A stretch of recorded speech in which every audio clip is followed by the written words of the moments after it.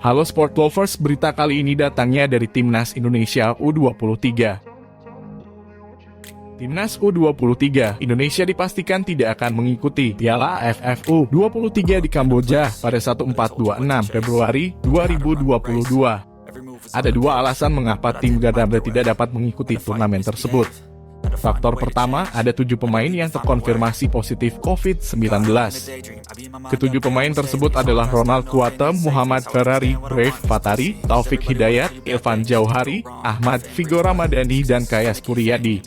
Selain itu, 4 pemain Indonesia U23 internasional sedang menunggu masa inkubasi, mulai dari Alvahandra Dewangga, Genta Alpardo, Muhammad Kanu Hemiawan, hingga Marcelino Ferdinand. Keempatnya harus dikarantina karena berbagi kamar yang sama dengan pemain yang dinyatakan positif COVID-19.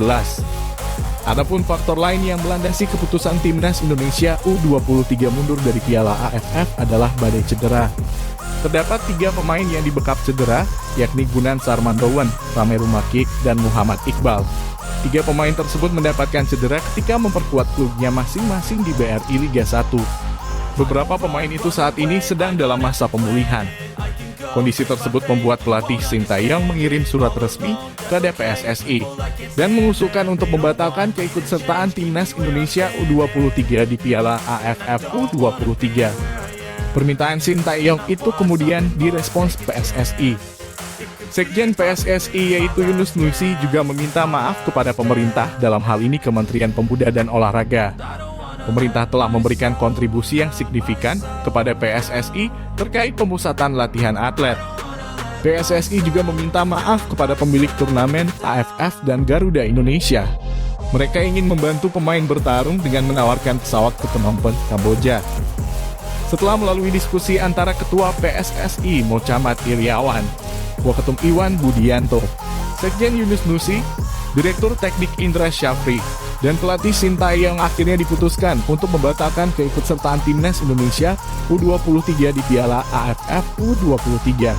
Dengan sangat menyesal, kami harus membatalkan keikutsertaan Indonesia di Piala AFF U23 karena alasan di atas.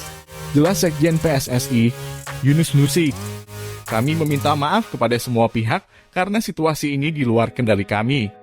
Saat ini kami fokus untuk penyembuhan pemain yang terkena COVID-19 dan yang mengalami cedera, lanjut Yunus di situs resmi PSSI.